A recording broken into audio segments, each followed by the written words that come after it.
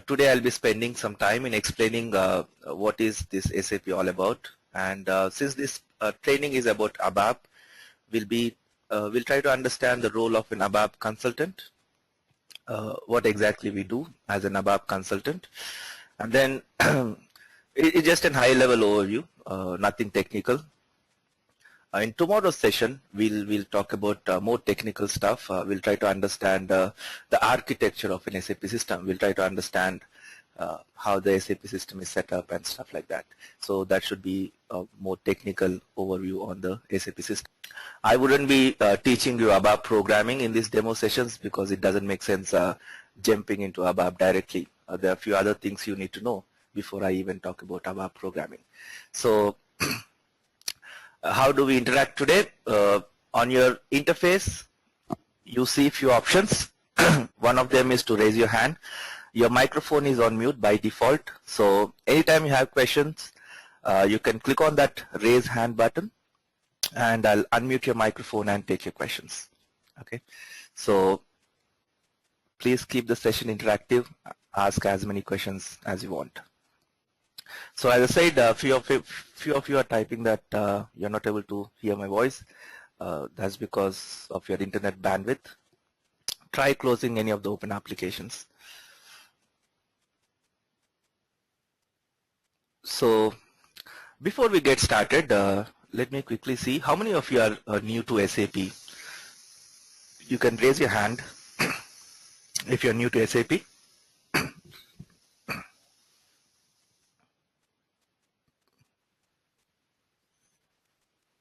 Okay. And those who do not have a microphone, you can use the chat option also to type your questions. But those who have a working microphone, please raise your hand anytime you have a question so that others can also hear what you're asking.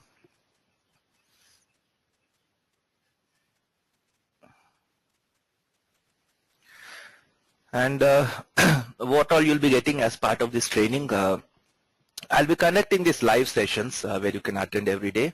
Apart from that, you'll also get access to all the recorded sessions. So you can go through those recorded sessions also. So that really helps you to understand the topic better. Even if you miss a session in between, or if you lose your concentration, you don't follow something, you can always check out the recording of that particular topic, and you can listen to that recording as many times as you want, and that really helps you to understand the concept better. So once you enroll, you'll get access to my website, which I'll be showing you at the end of the class, and you can log into the website to access the recorded sessions, the course material. There are quite a few articles on each topic that we are going to discuss, so which you can read. There's some material which you can download, and we also have an e-learning module where you can go through the articles, the recorded sessions, work on the assignments that I give, and then finally take one weekly test just to test your progress. So all this I'll be showing you at the end of this session. And any other questions you may have, like about your qualifications, stuff like that, we'll discuss that at the end of the class. Because I have people joining from different countries, so for somebody it could be too early, or for somebody it could be too late in the night. So let's get started with the session, and at the end of this class I would take all your questions. And during this session, anytime you have any questions relevant to the topic we are discussing, simply raise your hand and I'll take. Padma Kumar? Yes. Do we get access to the labs if you wanted Yes. practice? How do we do that? You'll be provided the access. So as I said, at the end of the session I'll be telling you all that. Okay, great. Thanks. Okay. Anil?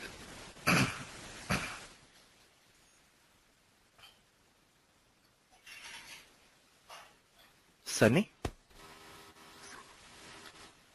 Yeah, hi Bandari. Yeah. Go ahead, please. You have a question? Yeah, I mean, so you said that questions will be dealt at the end of the session, right? Then I will ask. Okay, no problem. You can lower your hand. Any question you have related to the topic we are discussing, just interrupt me by raising your hand and I'll take your question. Any other questions I'll answer at the end of the session. Fine then, so let's get started with today's session.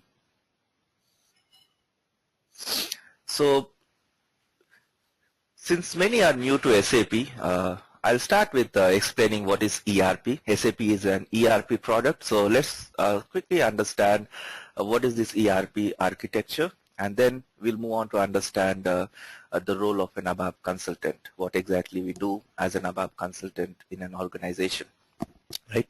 So, as I said, anytime you have any questions, simply raise your hand and I'll take your questions. So, anyone would quickly like to tell me what is this ERP, what do you understand by ERP? Those who are already into SAP or working in an ERP product would like to try?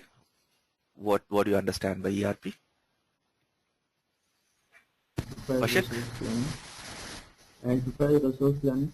Okay, what exactly that means? The resources of the enterprise has to be planned ahead. Okay. Let me ask someone else. Srinivas? Yeah, this is ERP enterprise resource planning, right? Yes. So what do you understand by that? Any enterprise can use this application to get their problems solved Okay. in corporate sections. Mm-hmm. Okay. Sunny?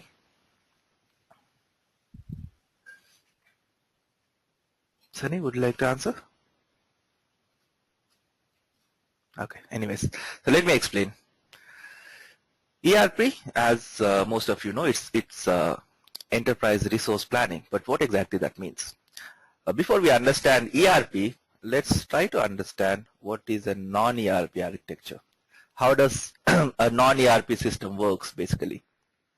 We all know that every organization will have different departments, and each department has a specific role to play in running our business, right? So if you look at this on the screen, I have different departments. So to understand this concept of ERP, let's assume I have a company.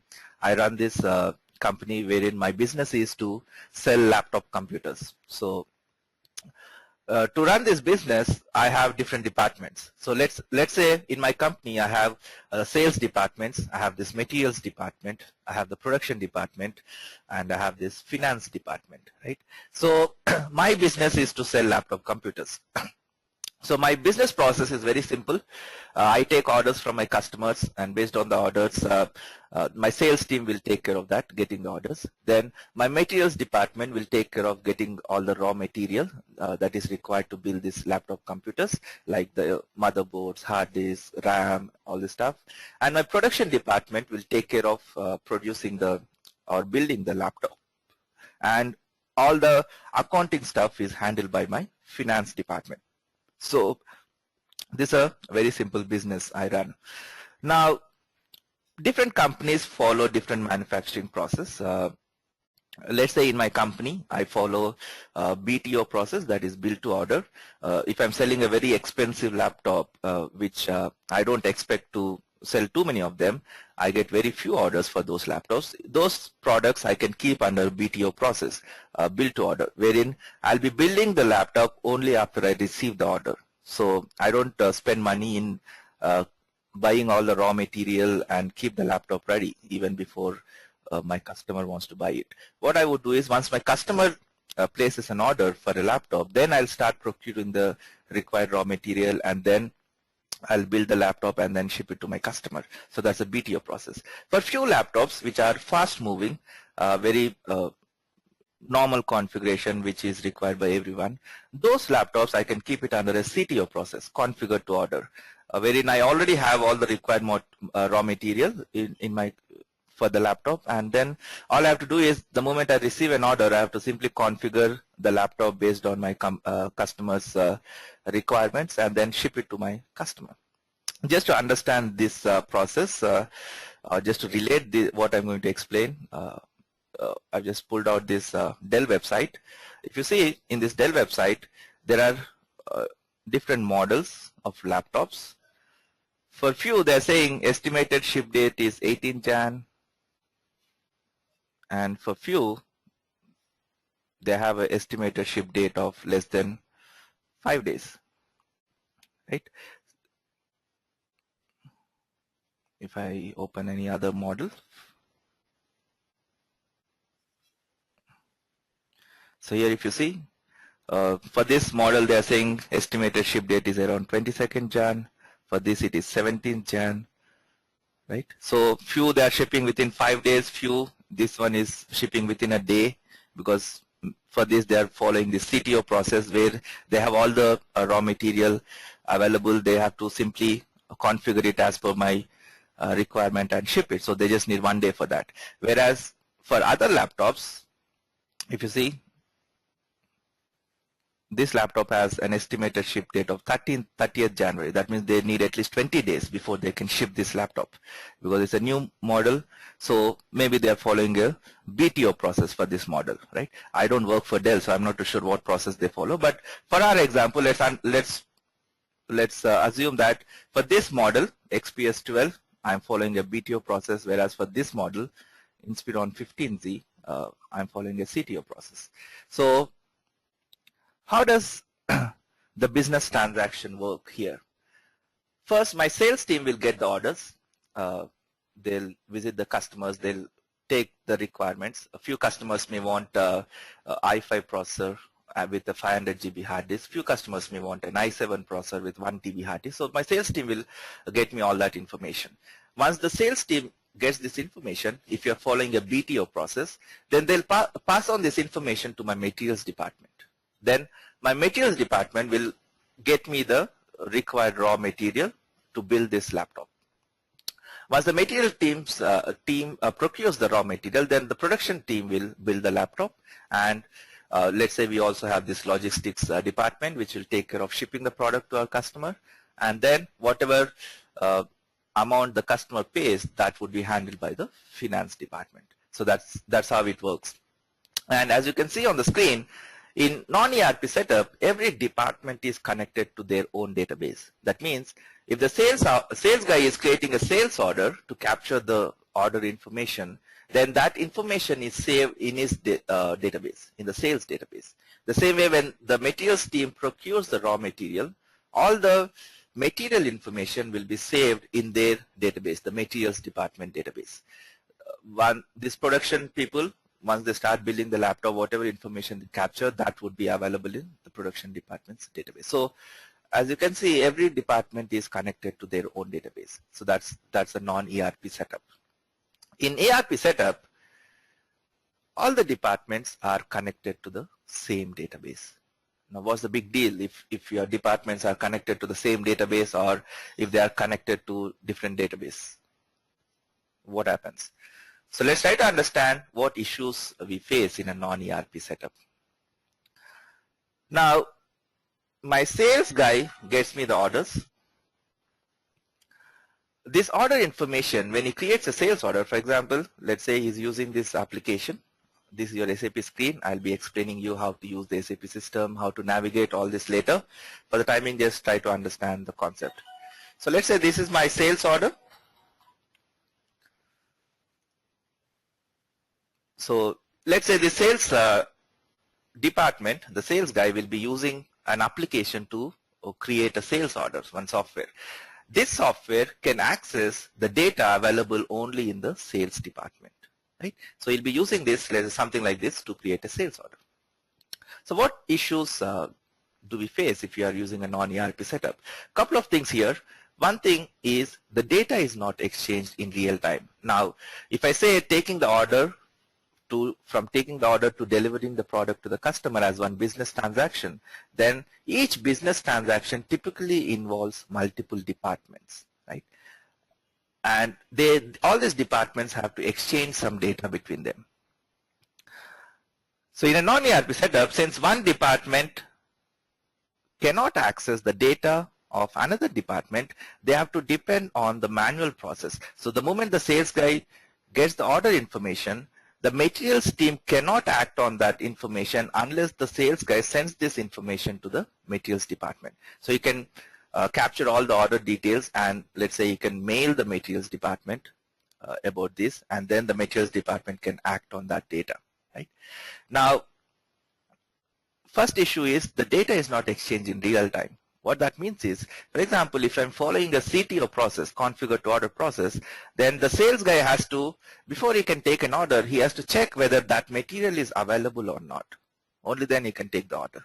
Now, since he has access only to the sales database, he cannot validate whether a particular material is available in stock or not, because this information is stored in the materials database, right? So what he has to do, every time before taking the order, he has to call this materials guy and ask them whether this particular material is available or whether you can take the order for that material, right? So you need to manually check with them. Now, you may say, instead of calling the materials department every time, why can't the materials department send a list of materials available every day in the morning so that the material sales guy can easily verify whether a particular material is available or not? Even in that case, you would have problems. For example, let's say I have two sales people trying to get me orders, and this materials department consolidates all the material information availability and sends the salespeople a mail in the morning saying that this is the availability of materials. Now, let's say the materials department says we have 50 motherboards available. That means you can take orders for 50 laptops. Now, I have two sales guys trying to take the orders, and in the morning 9 a.m. one sales guy already gets me orders for 50 laptops, right? The second sales guy is trying to take an order at 2 p.m. in the afternoon. Now, can he depend on the data that was sent in the morning? Because in the morning he has received a mail saying that there are 50 motherboards available. But meanwhile, the other sales guy has already got the orders for 50 laptops, so those materials are consumed. There are no more motherboards available. So you cannot depend on that data. Again, you need to check with the materials guy for the latest information. So the data is not exchanged in real time between these departments. So that's one issue. The other issue is you cannot develop software applications to automate your process. Here, the sales guy is depending on the manual process of verifying with the materials team every time before he takes the order, right? So in an ERP setup, what I can do is, since my applications can access data across the departments, I can simply develop an application like this. For example, here this is an application to create a sales order. The moment I enter the material number in this order and hit enter, this application in a non-ERP setup, this application can access the data available only in the sales department. So it can only validate that information. It cannot validate the material related information, right? But whereas in an ERP setup, since all the departments are connected to the same database, all the data about your organization is available in a single database, this application can automatically connect to the materials information, access the material related information that was updated by the materials team, and validate whether this material is available in stock or not, right? So the sales guy need not worry about anything. The moment the material team updates in their system saying that this material is out of stock, and the sales guy, if he tries to enter that material in the order, this application can itself validate and throw an error saying that this material is no more available. The same way, if you look at the simple thing like providing the estimated delivery time, as we saw in the Dell website. Now, there could be so many things that could influence this date, right? The materials team can take, let's say, a couple of days to procure the raw material.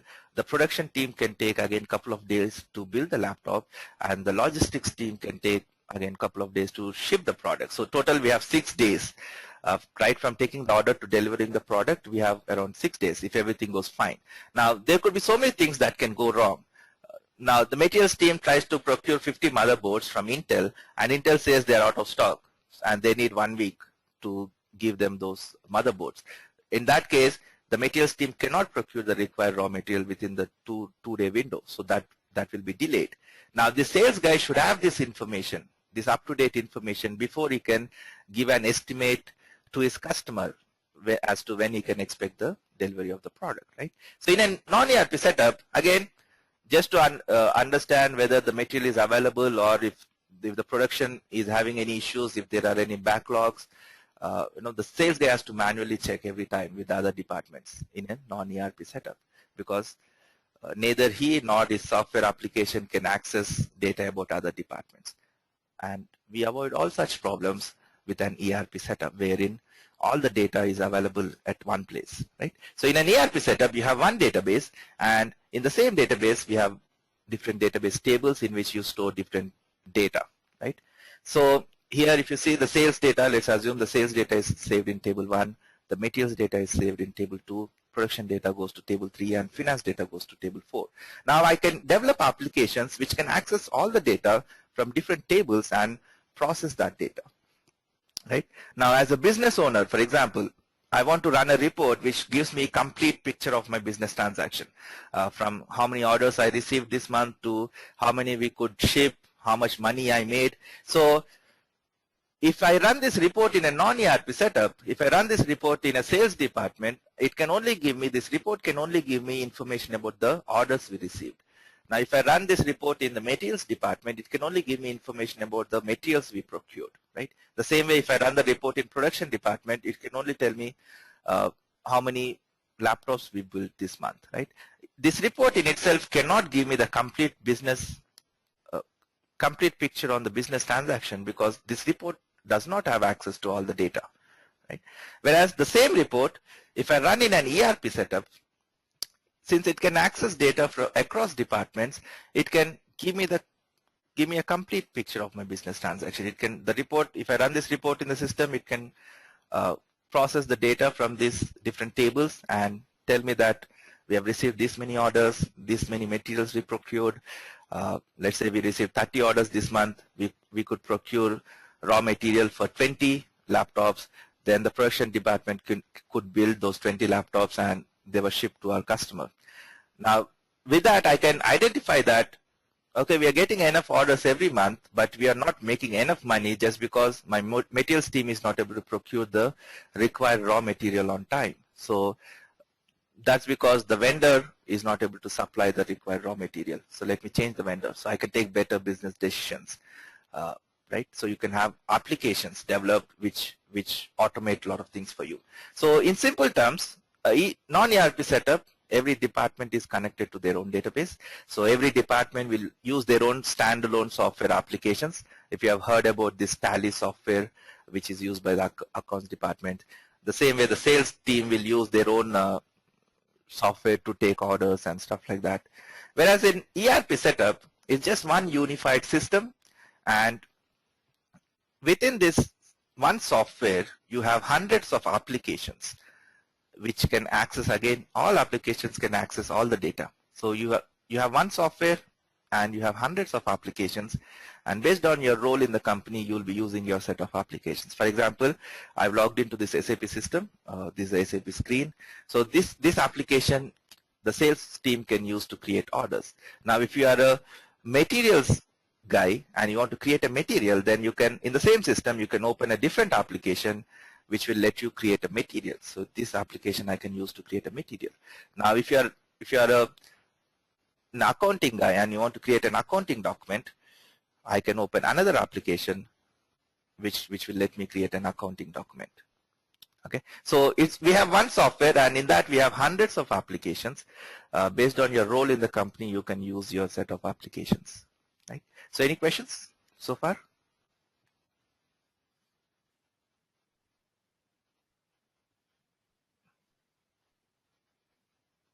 Bhasha?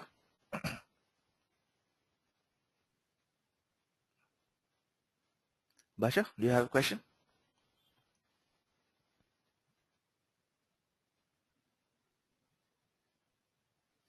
Okay. Srinivas, Sunny, if you don't have a question, please lower your hand. Kishore? Hi, Kiran. Yeah. This is Kishore. I have a question. Like, you mentioned different applications on single platform. I mean, can I assume like is it a single database contains different tables, or a single platform contains different databases? You have one single database. You have one single database, and in that database you have hundreds of tables. For example, if I open a table for you to see, this, I have one table called Mara, in which I store all the material data. Okay. I have another table called, let's say, VBRK. In this table, I'll store all the invoice billing document details. Right. Okay. So I have another table, let's say,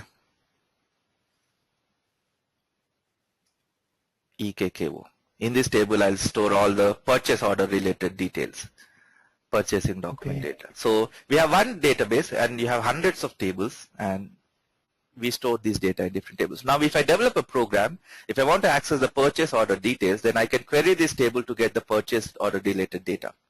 And then if at the same time, if I want to access the billing document data also, then I can query that table in which I'm storing the billing document details, and I can get the billing document details. So your program will have access to all these tables in the database.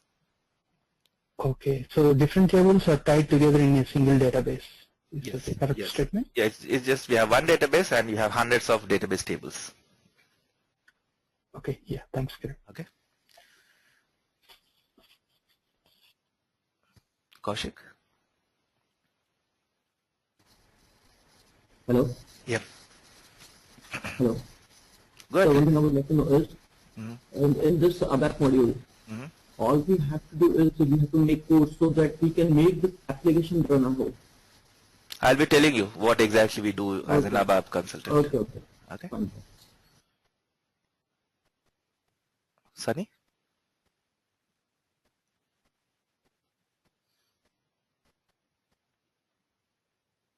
Ramesh?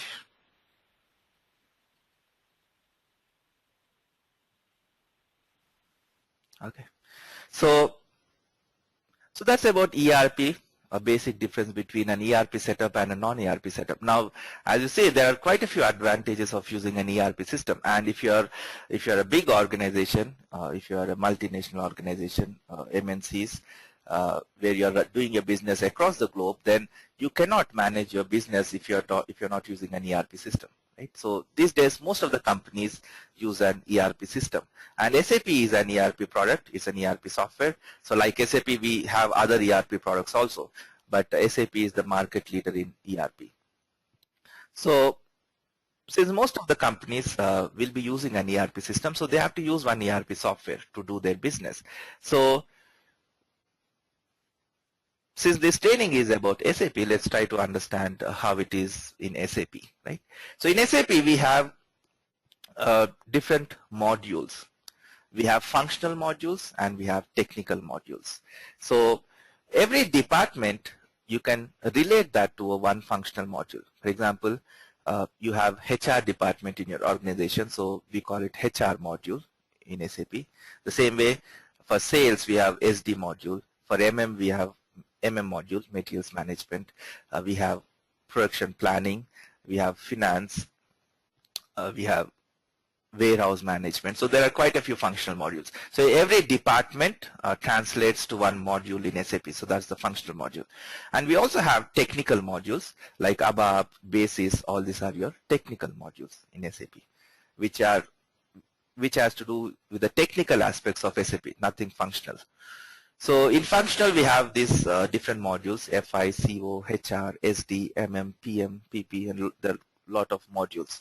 So as I said, every department translates to one functional module in SAP. Now, based on your role in the company, for example, if you are working in the company as an HR executive, you'll be using all the HR module related applications, HR module related tables and stuff like that. Now, we also have these technical modules: Basis, ABAP, BI, BW, XI, PI, Enterprise Portal. So all these are your technical modules. For example, if you're trying to log in to the SAP system and you're facing some issues, or the SAP system is too slow, you're trying to open an application and it's taking half an hour to open the application. So you're facing some issues with the SAP system. Then this basis consultant will take care of fixing those problems. His role is to maintain the SAP system. So that's the basis job. Or if you join an organization, somebody has to create a user ID password for you to log into the SAP system, right? So this basis guy will do all that for you. Now, ABAP is a programming language we use in SAP to develop applications in SAP. So if your end user the person who's using this SAP system to do his day-to-day work in the organization. If he says, I want a new report, I want to see this information, we don't have anything for that, I want somebody to develop me a new report which I can run to get this information, then as an ABAP developer, we'll be developing those programs. So our role is to develop and customize applications. So I'll be talking about that in detail in a while. The same way we have BI, BW, business intelligence, wherein if you want to process huge data and make some sense out of that data, you can use this BI module for that. Then if you have too many systems and you want to push data from one system to the other system, you want to integrate different systems with your SAP system, we have this XIPI for that. So it's more about integrating different systems and pushing data from one system to the other. Then if you want to develop web applications, then we have this enterprise portal. So portal is, EP is one module in SAP where you can use Java to develop your web applications. Since 6.0 SAP has supported this WebDyn Pro ABAP, so you can develop web applications even using ABAP now. So we no more need this portal. So talking about the different types of users in SAP, we have three types of users basically. We have end users, we have functional consultants, and we have technical consultants. End users are people who are the actual workers in your organization. For example, if you are working as a sales representative in the company, then you'll be using the SAP system to take your orders and stuff like that. So to do your day-to-day job, you'll be using the SAP system, either to take orders or create invoices, anything like that. So you are the end user, the person who's actually working in the company to do the business. He'll be using the SAP system to carry out his day-to-day activities. So if you are a HR manager and you want to see the salary of one employee, then you'll be using one application to do that. So you are the end user, HR executive. So those are the end users. So those are the people who will be actually using the SAP system in the production environment. Then we have functional consultants, people who have good understanding of these functional modules can become a functional consultant. For example, let's say you worked as an HR executive in one company for 5 years or 8 years. You understand the HR process well. You understand how the payroll is done. You understand how the benefits are calculated. You understand how leave management works. So you are familiar with all the HR process. So with that knowledge, you can learn HR functional in SAP and become a functional consultant in SAP. I'll be telling you the role of a functional consultant. Then we have technical consultants, people who have good understanding of these technical modules, be it ABAP, BASIS, BI, BW, XIPI, they can become technical consultants. So if you're learning this course, if you're doing this course to learn ABAP, then you'll be becoming an ABAP consultant, which is a technical module. So you'll be a technical consultant in SAP, right? So for example, if the user is trying to do something and he's facing an issue, now he says, while doing the MRP run, I'm facing this issue. As a technical consultant, as an ABAP consultant, you'll be the one who will be fixing that issue. But if the user says, while doing the MRP run, I'm facing this issue, you won't understand what exactly he means by that, right? Because you are a purely technical consultant. You only understand the technical aspects of SAP. You don't understand the functional aspects, right?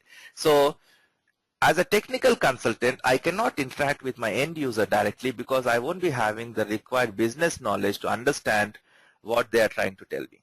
Right? So we have these functional consultants who have a very good understanding of the business process, and they also have good understanding of the SAP system. So if the end user tells this functional consultant saying that while doing the MRP run, I'm facing this issue, since this functional consultant also understands the business, he understands what is this MRP run is and what exactly the issue is this end user is facing. So this functional consultant will understand what the business needs, what the user needs, and then he'll try to explain that same requirement in more technical terms to the technical consultant, saying that, for example, if the user is saying while doing the MRP run, I'm facing this issue, then the functional consultant, the same information will pass on to the ABAP consultant, saying that what the user means is while he's running this application with this data, some data is not getting updated in this particular table, so kindly check this and make sure this data gets updated in this table. So he'll be explaining me that requirement in more technical terms, so I can understand it better. So as a technical consultant, as a pure technical consultant, we really don't need to understand business, because we always have these functional consultants who will explain us what the business needs, right? But as a functional consultant, you need to understand business. If you don't understand business, you cannot understand what the user is trying to tell you. So that's why to become a functional consultant, you should have some good domain experience. Whereas to become a technical consultant, you don't really need any domain experience, right? You should be technically sound. So you should know how to develop applications, how to fix problems, all these things. All the business terminology, if you don't understand, you can always ask your functional consultants to explain you what exactly they mean by that, right? So that's why many people get misguided. To get a job in SAP, you should have some experience. To get a job in SAP as a functional consultant, yes, you need to have some experience. Without experience, you cannot become a functional consultant. But to become a technical consultant, you really don't need to have any prior experience as such. It's not mandatory. You can be a technical consultant without any domain knowledge also. But you should be technically sound. Right? So these are the different types of users. We also have another category called techno-functional consultants, a person who has good understanding of the technical aspects of SAP as well as the functional aspects can become a techno-functional consultant. For example, you are working as an ABAP consultant, which is a technical module. Let's say you work for 3 to 4 years as an ABAP consultant. Then you can pick up any of the functional modules. You can learn any of these functional modules. When you work as an ABAP consultant, since you'll be working on these applications which are used by the business to do their day-to-day activities, you'll be gaining a lot of business knowledge in that process. You'll be understanding different business terminology, what exactly things are set, how things work, what's the relationship between a purchase order, a sales order, a billing document. So you'll be getting all this business knowledge once you start working as an ABAP consultant. So after spending 3-4 years, once you gain sufficient business knowledge, you can learn any of the functional modules. For example, you can learn SD functional module, and then since now you know the technical aspect as well as the functional aspects, you can become a techno-functional consultant, right? So the same way, a functional consultant can learn ABAP and become a techno-functional consultant. So a person who knows both the technical and the functional parts, we call them techno-functional consultants. And these days the demand is more for techno-functional consultants, because one guy can do both the jobs, right? Otherwise, the company has to recruit a separate functional consultant and a separate technical consultant. So if you know both, then they can just recruit one person and get the job done, right? So that's another option. Now coming to the role of an ABAP consultant. So since this training is more about ABAP, let's try to understand what exactly we do as an ABAP consultant. So before we understand the role of an ABAP consultant, let's try to understand what this SAP system is all about. When you implement the SAP system in your company, SAP has already developed all the required applications for you to do your day-to-day activities. So SAP has already taken care of developing different applications. For example, all the applications that I'm opening now are standard SAP applications. These applications come with the SAP system. So when you implement SAP, by default, you'll have all these applications ready. So if you implement SAP in your company and you want to create materials in your company, you don't need to do any new developments. You can simply open this application provided by SAP to create a material and you're good to go, right? So SAP has already developed all the required applications for you to do your day-to-day activities. So we have applications for every department, every module. So the SAP software is standard business software that needs to be adapted to company specific requirements when it is implemented. The process of adapting the software is known as customizing. Now I said SAP has already provided you all the applications that you need to run your business, right? So for example, if I want to create a material, I can simply use this application to create a material. I'll select few options here.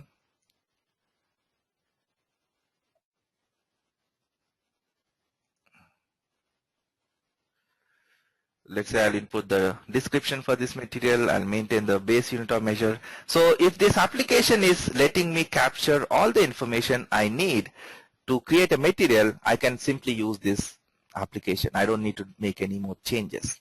But let's say I'm into designing. So for every material I create, I need to associate one art number, a design number for that material, right? So I'm trying to use this standard SAP application provided by SAP to create a material, and I don't see anywhere to input this design number. It doesn't give me an option to input a design number anywhere, right? It's asking me to enter the material group, all the other information, but I don't see anywhere it's giving me an option where I can capture this design number. That means the standard SAP application does not meet my company specific requirements, right? So I cannot use this standard SAP application, right? But in another company, if you don't have to capture this extra information, if you capture the standard information about the material, then you can simply use this application. You don't need to make any changes to this application, right? So changes to repository objects. Repository object means all the programs, tables, all these things are not absolutely necessary for the use of an SAP system. As I said, it's not mandatory that you should change something before you use these applications. If the application is meeting your requirements, then you can simply use that application. You don't need to make any changes. But if necessary, however, you can change individual objects. As I said, in my company requirement, I need to capture some extra information while creating the material, and the standard SAP application is not providing me an option where I can input these details. So this application does not meet my company specific requirements. Obviously, SAP cannot anticipate all these things and give all the options in the application, right? So it's an industry specific software. So when SAP has developed these applications, they said, okay, in a manufacturing industry, this is the process, the standard process they'll follow. So these are the applications they might need. So every organization will be creating materials, and this is the standard information they'll be capturing while creating the material. So let us give these options, right? But few companies will have very company specific requirements, like my company, wherein I need to capture the design number, right? Which is not provided by which I cannot do by using this standard SAP application. So how do we customize this standard SAP software then, if it is not meeting your company specific requirements? We have three options here. Changes or extensions to the repository are possible in a variety of ways. You can develop your own applications, that's customer developments. You can enhance the standard SAP applications that we call customer enhancements, or you can simply modify the standard SAP application. Okay, so either you can modify the program to meet your requirement, wherein you can go to the source code of this program. For example, this is the program for that application. So I can go to the source code of this program and I can simply change it. I can change the source code, right? So I can, they're calling something here. So I can directly go to change mode and edit this code to capture that extra information, the design number. So that we call modification, where you're modifying the standard SAP program provided by SAP. So SAP lets you modify their programs. So once you implement SAP, you can modify if you want to. There's no restriction. All you have to do is enter the access code and you're good to modify the program. So one option is to modify the standard SAP program provided by SAP to meet your company specific requirement. That is modifications. The other option is customer enhancements. Without modifying the program, without modifying the source code of the program, I can still get the functionality I need by using this customer enhancements. So we call it enhancement techniques. So there are different enhancement techniques we can use to enhance the standard SAP application to meet your company specific requirements. So that's enhancement. Now, these enhancements are available only if SAP has anticipated and provided some openings in the code where you can add your own code, right? So if SAP has not anticipated, then obviously there won't be any enhancements available for you to implement. In that case, and if you don't want to modify, you can also develop your own applications. So if you feel what is provided by SAP is not meeting your requirement, or you have some requirement for which SAP has not provided any applications for that specific requirement, then you can develop your own applications also, right? So how do we customize standard SAP program? we can develop our own applications, or we can enhance the existing applications, or we can modify the existing applications. These are the three options we have. And to do this, you need an ABAP consultant. You need somebody, all these applications are developed using ABAP programming language. So you need somebody who understands ABAP programming language so that you can either customize the standard SAP applications or modify them or develop new applications.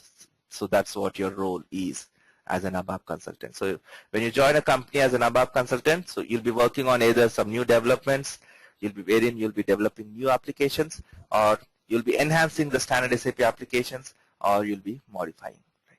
So which one do you think we'll prefer doing?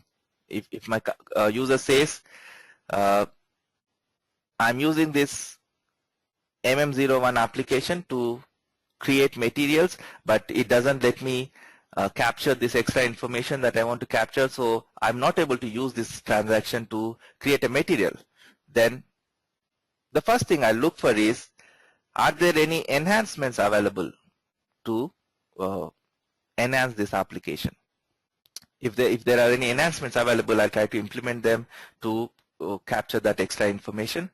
If there are no enhancements available, then you can modify, but problem with modification is your code will be overwritten when you upgrade your system. So I'll be showing you how this modification and enhancement concept works.